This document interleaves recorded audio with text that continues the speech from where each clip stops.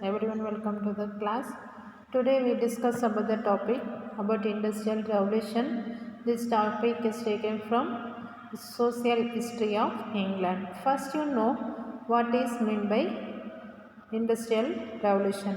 என்ன ரீசனுக்காக industrial revolution வந்தது அப்படின்னு சொல்லிட்டு ஆல்ரெடி நேற்று கிளாஸ்லேயே பார்த்தோம். ஏன்னா ஹானோவேரியன் இங்கிலாந்தில் பார்த்தீங்கன்னாக்கில் அவர் வந்து என்ன செய்கிறாருனாக்கில் இண்டஸ்ட்ரியல் ரெவல்யூஷன் வந்து அவரோட பீரியட்லேயும் ஸ்டார்ட் ஆகுது, குவீன் ஆனியோட பீரியட்லுமே ஸ்டார்ட் ஆகுது. என்ன ரீசன் அப்படின்னு பார்த்தீங்கன்னாக்கில் இண்டஸ்ட்ரியல் ரெவல்யூஷன் வந்த பிறகு மக்களுக்கு மத்தியில் வந்து நிறையா அவங்களுக்கு தேவையான உணவுகளை வந்து வாங்கிறதுக்கு செய்கிறதுக்கும் அவங்க வேலை செஞ்சு என்ன பண்ணுறாங்க, அதில் வரக்கூடிய வருமானத்தில் வாங்குகிறாங்க. ஸோ அந்த ரீசனுக்காக தான் வந்து ஸ்டார்ட் ஆகுது industrial revolution. But after the industrial revolution game they support so many ways. First, you know where it is started and then which year this industrial revolution was started. Introduction. In the late 18th century and the early 19th century, several changes took place in England and a few other countries in the field of industry. Late அதாவது end of the 18th சென்ச்சுரியுடைய கடைசிலையும் and then வந்து 19th சென்ச்சுரியுடைய தொடக்கத்துலேயும் பார்த்தீங்கன்னாக்கா இங்கிலாண்டில் நிறைய இடத்துல என்ன பண்ணிகிட்ருக்கு அப்படின்றது நிறைய சேஞ்சஸ் வந்து வந்திருக்கு. The important changes may be classified under the heading of industrial revolution. Maina, which type of changes they came in that century means industrial revolution. என்ன ரீசனுக்காக industrial revolution அந்த century between the 18th and 19th century start ஆகுதுன்னு பார்க்கலாம். The movement began in England in the 18th century, spread all over Europe and America in the 19th century. First, this industrial revolution movement was started in England in 18th century. In later, in 19th century, in America and then Europe, in both places, this industrial revolution was spreaded. Because in a reason, no, industrial revolution மூலயமா நிறைய என்ன பண்ணுறாங்கன்னா புதிய விஷயங்களை வந்துட்டு கண்டுபிடிக்க போகிறாங்க இந்த இண்டஸ்ட்ரீஸை வந்து பயன்படுத்தி. இண்டஸ்ட்ரினா என்னங்கிறது எல்லாருக்கும் தெரியும், தொழிற்சாலைகளை பற்றி சொல்கிறாங்க. Next one, result of industrialization. இந்த இண்டஸ்ட்ரியலைசேஷனில் என்னென்ன ரிசல்ட் வந்து அவங்க என்ன பயனடைப்புகள் வந்து கிடைக்குதுன்னு பார்க்கலாம். As a result of industrialization, there was an enormous increase in the production of goods. After the industries came in England, they product some goods. நல்ல குவாலிஃபைடான goods வந்து ப்ராடக்ட் பண்ணுறாங்க. England became a prosperous country and changed from being of land of farmers to a land of factories. அந்த industries வந்த பிறகு நிறைய changes இருக்குது. அதே மாதிரி புது ஃபேக்ட்ரிஸ், சின்ன ஃபேக்ட்ரிஸும் உருவாக்குறாங்க. This rapid change occurred during the reign of George III. This industrial revolution was started in George III period. George III is the king of England, so he only started this revolution. And then his nickname was Farmer George. Farmer George began to rule in 1760, was still very much rural, but by the time he died in 1820. இவர் பார்த்தீங்கன்னாக்கா இவர் இருக்கிற அதாச்சும் அதிகமாக வந்து George third வந்து he supported for the rural countries, village பீப்புளுக்கு தான் நிறைய சப்போர்ட் பண்ணுறாரு. Because in rural side only they live the farmers. So அதனால் அந்த சைடு நிறையா சப்போர்ட் பண்ணுறாரு. 1760 தான் இவர் ஆட்சிக்கு வராரு. But he was diet at 1820, 1820 இறந்துடுறாரு. Financiers and banks thus became as important as industrialists and factories. மெயினாக இப்போ நம்ம இண்டஸ்ட்ரியை வந்து நம்ம ரன் பண்ணணும் அப்படின்னா கண்டிப்பாக நமக்கு அமௌண்ட் வந்து தேவை. ஸோ அந்த அங்கே வந்து ஃபினான்ஷியல் ரீதியாக நிறைய ஃபினான்ஷியல்ஸ் இருக்காங்க. அண்ட் தென் வந்து பேங்க்ஸ் மூலயமா என்ன செய்கிறாங்கனாக்கல நிறைய வந்து கடன்களை வந்து வாங்கி தான் என்ன பண்ண முடியும், இண்டஸ்ட்ரியை வந்து ஃபஸ்ட்டு ரன் பண்ண முடியும். அண்ட் தென் ஃபேக்ட்ரியும் அப்படி தான் ரன் பண்ண முடியும். For the first time in European history was born a class of people known as capitalists with a wealth control organization. இப்போ வந்து புதுசாக ஃபஸ்ட் டைம் யூரோப்புடைய ஹிஸ்ட்ரி, அதாவது அவங்களுடைய வரலாறுலே இல்லாத ஒரு விஷயம் வந்து நடக்குது. அது என்ன அப்படின்னு பார்த்தீங்கன்னாக்கா, கேபிட்டலிஸ்டஸ் அப்படின்னு சொல்லிட்டு ஒரு சில ஹையர் கிளாஸ் பீப்புள் வந்து உள்ளார என்ட்ரு ஆகிறாங்க. என்ன ரீசன் அப்படின்னு பண்ணாக்கல, அங்கே இருக்கக்கூடிய பெரிய பெரிய பணக்காரர்களுடைய விஷயங்களை வந்து கண்ட்ரோல் பண்ணுறதுக்காக வந்து கொண்டு வர்றது. Next one cottage industries. Cottage industries அப்படின்னு பார்த்தீங்கன்னா வீட்டுக்குள்ளாரே இருந்து செய்யக்கூடிய வேலைகள். Before the industrial revolution nearly 90% of the people lived in small towns and villages. Industrial revolution வர்றதுக்கு முன்னாடி 90% மக்கள் வந்து எங்கே இருக்காங்கன்னா சின்ன சின்ன டவுன்லேயும் அண்ட் தென் சின்ன சின்ன வில்லேஜ்லேயும் வாழ்ந்துட்டுருக்காங்க. The cities were mainly centers of fashion and culture and were inhabited by the rich and the aristocratic. இந்த இண்டஸ்ட்ரியல் ரெவல்யூஷன் வந்த பிறகு அங்கே என்ன ஆகுதுனாக்கா நிறைய டிசைன் ஃபேஷன்ஸ் எல்லாம் வர ஆரம்பிச்சிச்சு. அதே மாதிரி கல்ச்சரில் அவங்களுடைய ட்ரெஸ்ஸிங் சென்ஸு மற்ற விஷயத்தில் எல்லாத்துலேயுமே நிறைய டெவலப் ஆகுறாங்க. அதே மாதிரி நிறைய பணக்காரர்கள், அரிஸ்டோக்ராட்டிக்னால் பணக்காரர்களுக்கும் மேலே இருக்கிறவங்க, ஸோ அவங்கெல்லாம் வந்துட்டு அந்த இடத்துல தலை உயர ஆரம்பிச்சிட்டாங்க. The villages were mostly farmers and spent their time cultivating food, cattle and sheep. Mostly villages வந்து எதில் வந்து அவங்களுடைய வேலையை வந்து அதாச்சும் அவங்களுடைய எதில் செலவிடுறாங்க அவங்களோட டைம் அப்படின்னு பார்த்தீங்கன்னாக்கில் ஃபுட் கல்டிவேட் பண்ணுறது, இந்த க்ராப்ஸ் எல்லாம் நெல், ஆரியம், இந்த மாதிரி தானிய வகைகளை வந்து கல்டிவேட் பண்ணுறது. நெக்ஸ்ட்டு பார்த்தீங்கன்னாக்கா ஆடு மாடுகளை வந்து வளர்க்கறதுல தான் என்ன செய்கிறாங்கனாக்கா அவங்களுடைய மோஸ்ட்லி அவங்களோட நிறைய டைம் அதிகமாக ஸ்பெண்ட் பண்ணுறது for cultivating food and then கேட்டில், ஷிப் வந்து கவனிக்கிறது. There were few cottage industries scattered here and there. ஒரு சில இடத்துல தான் என்ன செய்கிறாங்கனாக்கா காட்டேஜ்லேயே வந்து தொழிற்சாலை மாதிரி பயன்படுத்தி வேலைகளை வந்து வீட்டுக்குள்ளாரே செய்கிறாங்க. பட் நிறைய பேர் பார்த்தீங்கன்னாக்கா அதிகமாக அவங்க டைம் செலவிடுறது ஃபுட் கல்டிவேட்டிங்க்கும் அண்ட் தென் வந்து மாடு வளர்க்குறது, ஆடு வளர்க்கிறதுக்கு தான். Reasons for industrial revolution. என்ன ரீசனுக்காக இண்டஸ்ட்ரியல் ரெவல்யூஷன் வந்தது? There are several reasons the industrial revolution began in England. என்னன்னு பார்க்கலாம். The most important reason was that there were great deposits of coal and iron in England. அதிகமாக பார்த்தீங்கன்னாக்கில் இங்கிலாண்டில் கோல், iron வந்து அதிகமாக என்ன பண்ணுறாங்கனாக்கில் தயார் பண்ணுறாங்க. ஸோ அதை நம்ம என்ன செய்யணும் அப்படின்னாக்கில் தொழிற்சாலை மூலயமா அதை வந்து இன்னும் விரிவடை செய்யணும் அப்படிங்கிறதுக்காகவும் இண்டஸ்ட்ரியல் ரெவல்யூஷன் வந்து அதை ஃபைட் பண்ணுறது ஸ்டார்ட் பண்ணுறாங்க. George III rich in England had become a great colonial power. There was a great demand for British goods in the 70s. English merchants had to increase their production manifold. True to the saying that necessity is the mother of invention. மெயினாக என்ன அப்படின்னு பார்த்தீங்கன்னா George III இருக்கும் போது அதிகமாக வந்து Britishers வந்து இறக்குமதி செய்கிறது வந்து நிறைய என்ன பண்ணுறாங்கன்னா ஒரு கண்ட்ரோலில் வந்து இருக்குது. அதே மாதிரி இங்கிலீஷ் மர்ச்சன்ட்ஸ் வந்து என்ன செய்கிறாங்க அப்படின்னு பார்த்தீங்கன்னாக்கில் அவங்க வந்து இந்த கோல், அயன் மூலயமா வந்து அவங்கள வந்து இன்னும் அதிகமாக இன்க்ரீஸ் பண்ணிக்கணும்னு நினைக்கிறாங்க.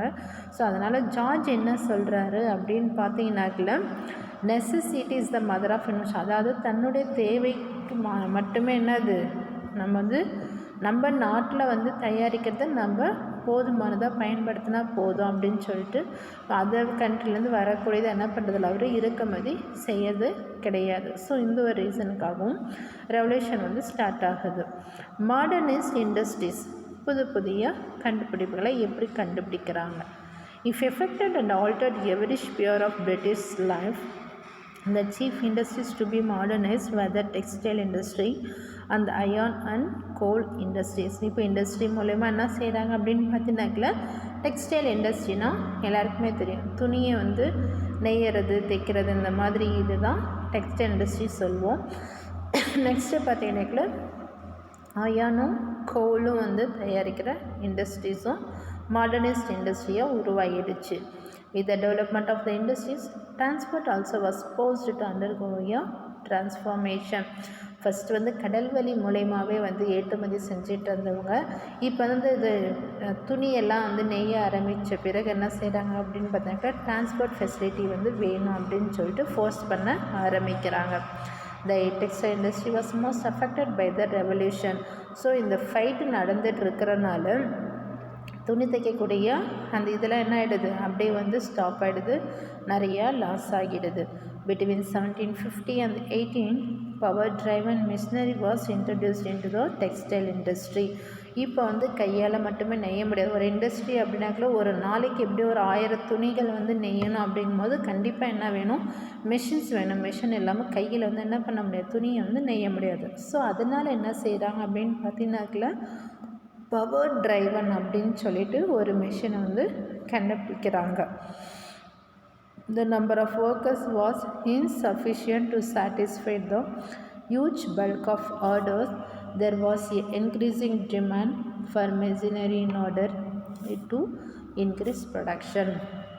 மனிதர்களால் என்ன பண்ண முடியல, வேகமாக வந்து கொடுக்கக்கூடிய ஆர்டரை வந்து செஞ்சு முடிக்காதனால அவங்களுக்கு வந்து என்ன ஆகுது, நிறைய வந்து அவங்க அஃபெக்ட் ஆகுறாங்க. அவங்களுக்கு லாபம் வந்து போதுமான லாபங்கள் வந்து கிடைக்கல.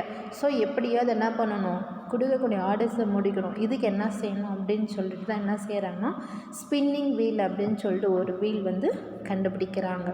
ஸ்பின்னிங் வீல் நமக்கு என்னன்னு தெரியும், ஆல்ரெடி வந்து மகாத்மா காந்தி அவர் என்ன செய்கிறாரு, ஒரு ஜெயிலில் இருக்கும் போது ஸ்பின்னிங் வீல் அந்த கைத்தறி மூலயமா வந்துட்டு நூல்களெல்லாம் நூற்றுட்டுப்பார் இல்லையா. ஸோ அதுதான் வந்து spinning wheel. For hundreds of years, spinning was done with the help of your spinning wheel. அதுக்கப்புறம் என்ன ஆகுதுன்னு பார்த்தீங்கன்னா ஸ்பின்னிங் வீல் மூலயமா வந்துட்டு நூலில் நூக்க ஆரம்பிக்கிறாங்க. This allowed a person to produce only one thread at a time. Two new inventions altered this condition. One was the spinning jenny invented by James Hargreaves and the other was the water frame invented by Sir Richard Arkwright.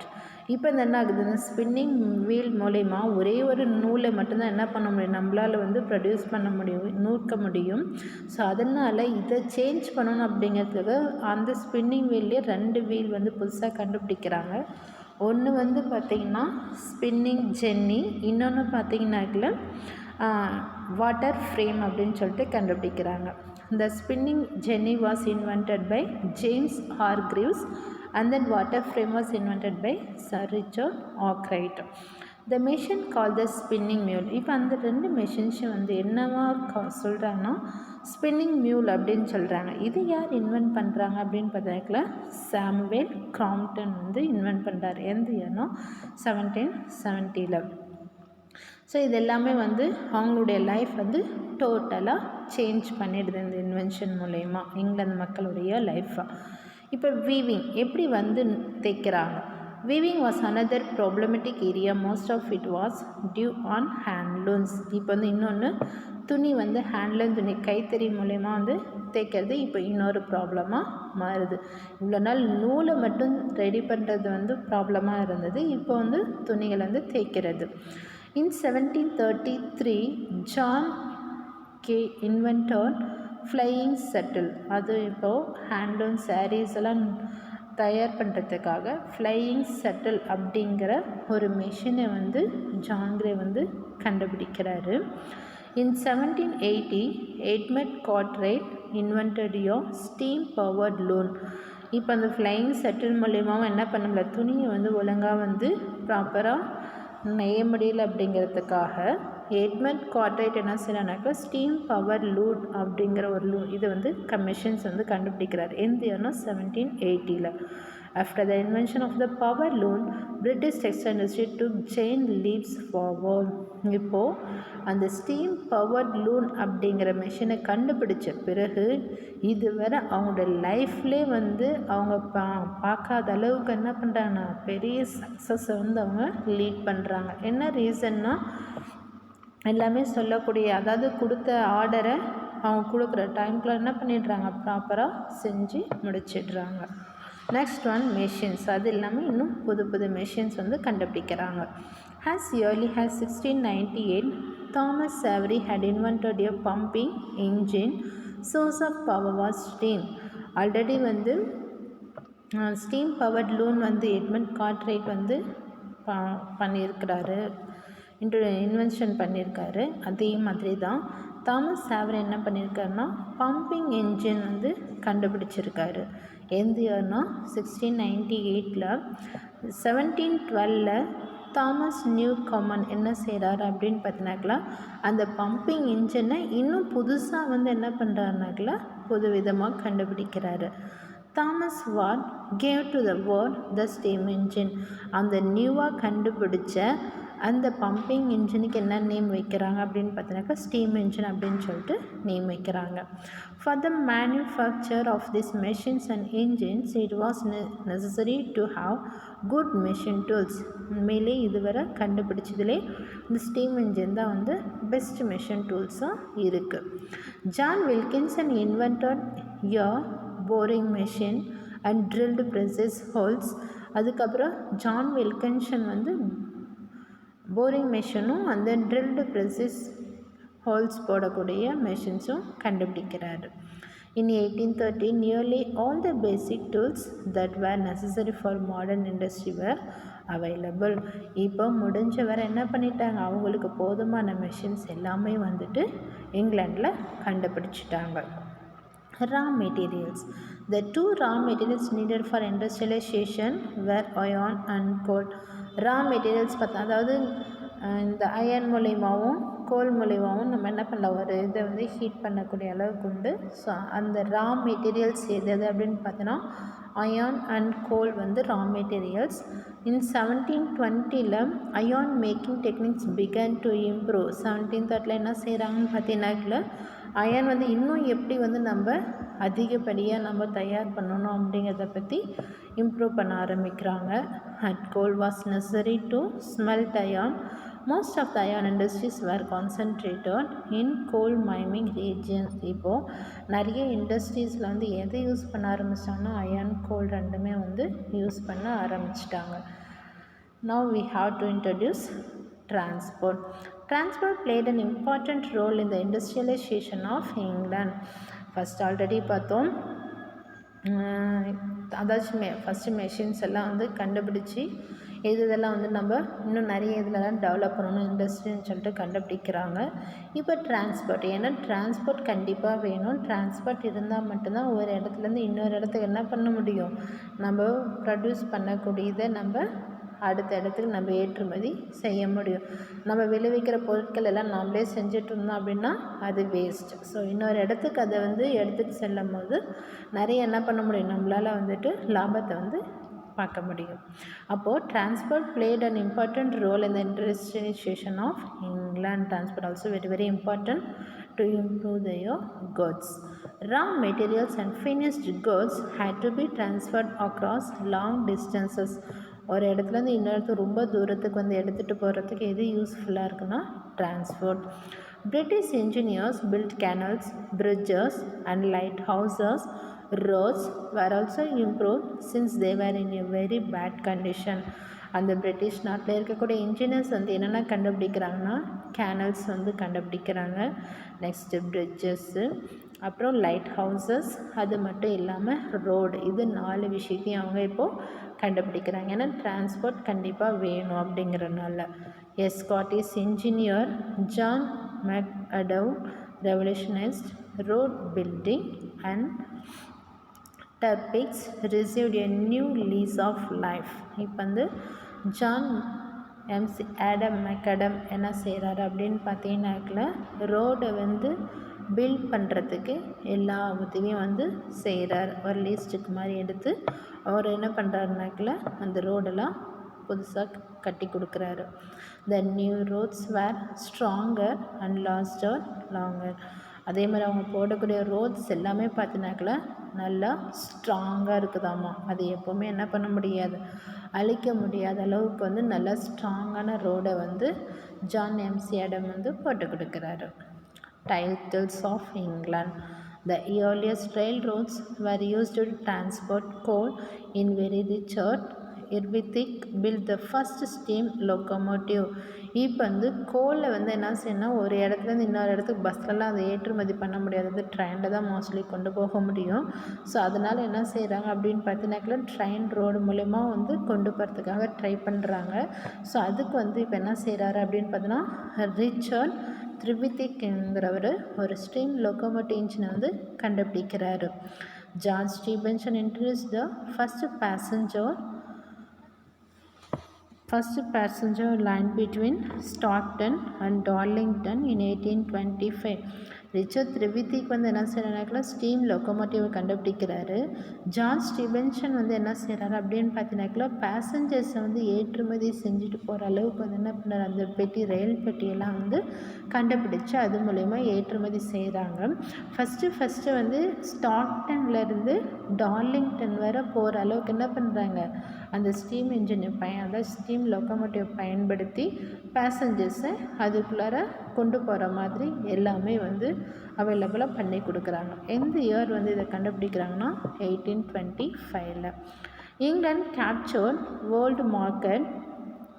She earned various titles like the Workshop of the World and the Paymaster of Europe. Next வந்து என்ன செய்கிறாங்க அப்படின்னு பார்த்தீங்கன்னாக்கா இங்கிலாந்து வந்து ஒரு world market, ஒரு உலக அளவில் வந்துட்டு நல்லா சேல் பண்ணக்கூடிய ஒரு மார்க்கெட்டை வந்து கண்டுபிடிச்சி அந்த இடத்துல என்ன செய்கிறாங்கன்னா இவங்க விளைவிச்ச எல்லா பொருளையும் வந்து சேல் பண்ணுறதுக்கு அங்கே எல்லாமே ட்ரை பண்ணிகிட்ருக்காங்க. Next one, unsanitary condition. மோசமான கண்டிஷன் என்னென்னு பார்த்துக்கலாம். Socially, alter the relationship between workers and the employers. The workers were forced to work under harsh conditions and live in the crowded and 50 slums of the big cities. Most workers were very poor and lived in extremely unsanitary conditions. Mostly அந்த இண்டஸ்ட்ரியில் வந்து work பண்ணக்கூடிய ஒர்க்கர்ஸும் சரி எம்ப்ளாயீஸும் சரி நிறைய என்ன பண்ணுறாங்க, force பண்ணி ஒர்க் வாங்குறாங்க. அவங்கக்கிட்ட எவ்வளோ ஒர்க் வாங்க முடியுமோ அந்தளவுக்கு என்ன பண்ணுறாங்கன்னா ஒர்க் வாங்குறாங்க. அதே மாதிரி 50 ஸ்லம்ஸ், அதாவது 50 சின்ன சின்ன குடிசை வீடுகள் மாதிரி கட்டி அது ஒரு பெரிய இடமா அங்கே இருக்காங்க. அதுலேயும் பார்த்தீங்கன்னாக்கா ரொம்ப ஏழை மக்கள் தான் என்ன பண்ணிகிட்ருக்காங்களாமா, எந்த ஒரு வசதியுமே இல்லாமல் ரொம்ப மோசமான கண்டிஷனில் வந்து இருக்காங்க. இப்போ லேசஸ் ஃபயர் வராது. Laces fires means leave things alone. The people invented in industry tries to have complete freedom to manage their factories. இந்த லேசஸ் ஃபயர் அப்படின்னா என்ன அப்படின்னு பார்த்தீங்கன்னாக்கா லீவ் திங்ஸ் அலோன், அதாவது நம்ம மட்டும் தனிமையாக வந்து வாழ்கிறது. இதை மக்கள் நல்லா வந்து வரவேற்கிறாங்க. என்ன ரீசன்னா இண்டஸ்ட்ரியில் வந்து என்ன பண்ணுறாங்க, அவங்கள வந்து நிறைய ஒர்க் வாங்குறதுனால அவங்களுக்குன்னு ஒரு ஃப்ரீடம் வந்து என்ன பண்ணுறாங்க எதிர்பார்க்குறாங்க. அண்ட் தென் வந்து சின்ன சின்ன ஃபேக்ட்ரிஸ் வந்து கட்டிக்கணும்னு நினைக்கிறாங்க. The policy of laissez-faire wanted to do away with the practice and it was accomplished in the first half of the 19th century. Adam Smith was the upholder of this principle. அதுக்கப்புறம் மக்களுக்கு மத்தியிலும் இந்த விஷயத்தை வந்து கொண்டு போகிறாங்க. இப்போ Adam Smith தான் அதை வந்து ஃபாலோ பண்ணுறாரு. Conclusion. The revolution created a needed for engineers, skilled workers and managers. Before the Industrial Revolution, there were only 2 universities, Oxford and Cambridge. Matthew Arnold said in a different context could be used here to sum up the effect that industrialization had on Victorian society. It materialized the upper class, vulgaris and middle class and brutalis the lower class.